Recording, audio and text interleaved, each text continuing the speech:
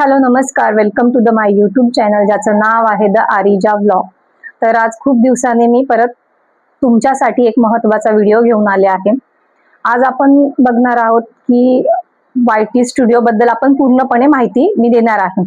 त्याचे जे गैरसमज आहेत ते सगळे आज मी तुमचे दूर करणार आहे। आणि दुसरी गोष्ट म्हणजे की लोकांचा असा गैरसमज आहे की YT स्टुडिओ सारखा ओपन केल्याने त्याचं वारंवार ओपन केल्यामुळे काय नुकसान होतं त्याबद्दल आपण बोलणार आहोत। पण त्याआधी मी हे सांगते की तुम्हाला जर माझा व्हिडिओ आवडला असेल तर लाईक करा, शेअर करा, कमेंट करायला विसरू नका आणि कुठेही स्किप न करता व्हिडिओ पहा। त्यामुळे तुम्हाला स्टेप बाय स्टेप समजेल की YT स्टुडिओ किती इम्पॉर्टंट आहे, कसा वापरायचा आहे आणि आपण वारंवार ओपन केल्यामुळे त्याचा फायदा होतो की नुकसान होतो। तर मी तुमचा वेळ न घालवता डायरेक्ट मेन मुद्द्यावरच येते। तर YT स्टुडिओ हा खूप आपण जर नवीन यूट्यूब क्रिएटर आहोत तर नवीन यूट्यूब क्रिएटरसाठी YT स्टुडिओ हा एक सर्वात इम्पॉर्टंट भाग आहे असं समजा। कारण YT स्टुडिओ मधूनच आपण सगळ्या गोष्टी करू शकतो। सर्वात प्रथम मी हे सांगते की YT स्टुडिओ कसा ओपन करायचा। वारंवार ओपन केल्याने YT स्टुडिओचे गुड आणि बॅड दोन्हीही फायदे सांगते। तर चला, तर सर्वात पहिलं म्हणजे YT स्टुडिओ क्रिएटरसाठी खूप महत्वाचा आहे। आपण व्हिडिओ अपलोड करतो, त्यामधून आपण व्हिडिओ अपलोड करू शकतो, व्ह्यूज किती आहेत ते बघू शकतो, कमेंट मॅनेज करू शकतो, आपला वॉच टाइम किती आहे ते बघू शकतो। म्हणजे थोडक्यात सांगायचं तर YT स्टुडिओ मधनच आपलं सर्व काम चालतं।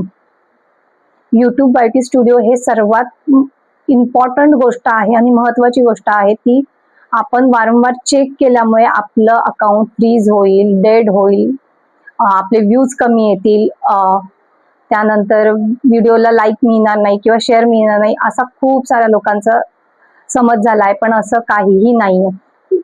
सगळे व्हिडिओ जे आपण नवीन क्रिएटर आहोत तर त्यांच्यासाठी YT स्टुडिओ महत्वाचा आहे, इम्पॉर्टंट आहे। त्यातूनच आपण जे काय करणार आहोत ते YT स्टुडिओ मधूनच आपल्याला मॅनेज करावं लागणार आहे। तर चला, तर आपण बघूया YT स्टुडिओ वापरायचं कसं। तर सर्वात प्रथम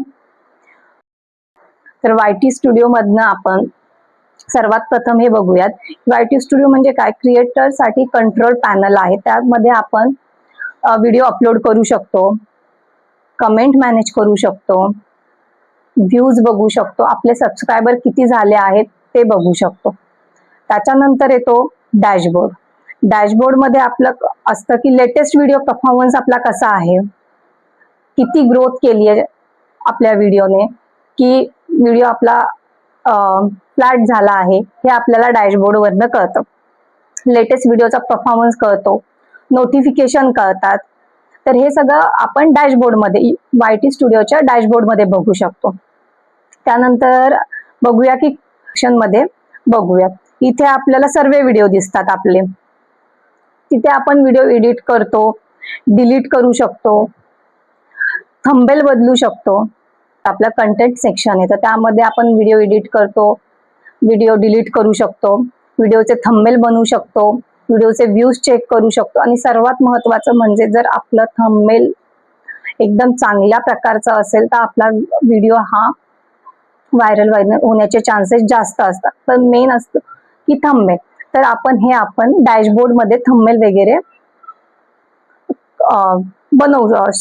कंटेंट सेक्शन मध्ये थंबनेल मॅनेज करू शकतो। तर नंतर येतं की अॅनालिस्टिक। ते खूप इम्पॉर्टंट पार्ट आहे। इथं दिसतं की आपला वॉच टाइम किती आहे, तुम्ही बघू शकता की मी त्यानंतर हे दिसतंय, व्ह्यूज दिसतात, सबस्क्राईब दिसतात। YT स्टुडिओ आपल्याला एक्सप्लेन करतं की आपला व्हिडिओ किती चालतोय, म्हणजे कुठल्या प्रकारे चालतोय। जर व्हिडिओ छान असेल तर त्याची ग्रोथ दिसते, जर व्हिडिओ ओके असेल तर त्याची ग्रोथ दिसते, मीडियम प्रकारे चालतं, हे आपल्याला अॅनालिस्टिक मध्ये दिसतं। त्यानंतर येतं कमेंट सेक्शन। सर्व कमेंट इथे दिसतात। ते तर मी तुम्हाला पहिलेच सांगितलेलं आहे की YT स्टुडिओ मध्ये आपण कमेंट मॅनेज करू शकतो, रिप्लाय देऊ शकतो। काही कमेंट आपल्याला आवडल्या नसतील तर त्या डिलीट करू शकतो आणि ज्या कोणत्या आवडल्या असतील त्याही आपण बोलतो ना की पिन करून ठेवतो, की सर्वात प्रथम ती कमेंट दिसली पाहिजे, हे करू शकतो. किंवा आपण ऑडियन्स सोबत कनेक्ट राहतो. आता जसं की मला तुमची कमेंट आवडली आहे, तर मी तुमच्यासोबत कनेक्ट कसं राहणार, तर तिथे मी कमेंट मॅनेज करू शकते. तर हे सर्वात महत्वाचं आहे. त्याचं मॉनिटायझेशन, सर्वात महत्वाचा पार्ट म्हणजे मॉनिटायझेशन. त्यात पैसे कमवण्याचं एक आपण म्हणू शकतो की पैसे कमवण्याचं सेक्शन आहे. रिक्वायरमेंट काय काय असतात ते समजतं, की ते तर सगळ्यांनाच माहिती आहे आता, की 1000 सबस्क्रायबर, 4000 वॉच टाइम, हे कम्प्लीट झाल्यावरच आपलं अर्निंग चालू होतं. त्यामुळे तिथे गेल्यानंतर आपल्याला समजतं की आपला वॉच टाइम किती झाला आहे, सबस्क्रायबर किती झालेले आहेत. पण कधी कधी आहे ना, त्याचे दुष्परिणाम असे बघायला मिळतात की आपण सारखं सारखं चेक केलं आणि आपले वॉच टाइम वाढले नाहीये, सबस्क्रायबर वाढले नाही, तर कुठेतरी मनात एक निगेटिव्हिटी तयार होते. त्यामुळे ती निगेटिव्हिटी, बस त्याचा तोच दुष्परिणाम आहे की ती निगेटिव्हिटी आपल्या मनात आली नाही पाहिजे. म्हणून तुम्ही YT स्टुडिओचा हे म्हणू शकतो की YT स्टुडिओचा फक्त तो एक दुष्परिणाम आहे. त्याच्यापासून पण आपण जे काम आपण करतोय, करायला घेतले, ते करत राहायचं. ती निगेटिव्हिटी आपल्या मनात आली नाही पाहिजे, ह्याचं आपण खात्री ठेवायची की हा बाबा आपल्याला हे करायचंय, करतोय आणि आपलं वॉच टाइम वाढतील, सबस्क्रायबर वाढतील, ही पॉझिटिव्हिटी ठेवूनच आपल्याला पुढे जायचं. मुद्दा आहे की कॅल्क्युलेशन. युट्यूब कॅल्क्युलेशन म्हणजे असं, YT स्टुडिओ शिवाय आपल्याला चॅनेल ग्रो करणं अशक्य आहे, हे लक्षात घ्या तुम्ही. युट्यूब म्हणजे आपल्याला चॅनेल ग्रो करायचंय, त्यासाठी जर YT स्टुडिओ आपण ओपन केलंच नाही, ह्या गैरसमजत राहिलो की YT स्टुडिओ केल्याने माझं अकाउंट फ्रीज होईल, डेड होईल किंवा व्ह्यूज मिळणार नाही, सबस्क्रायबर वाढणार, तर हे तुम्ही मनातून काढून टाका. YT स्टुडिओ शिवाय आपलं अकाउंट ग्रो होणार नाही. त्यामुळे YT स्टुडिओ तुम्ही एकदा ओपन करा, दोनदा ओपन करा, तुम्ही कितीही वेळा ओपन करू शकता. त्याच्यामुळे आपल्या चॅनेलवर निगेटिव्ह असा काहीच इम्पॅक्ट पडत नाही. फक्त एवढंच आहे की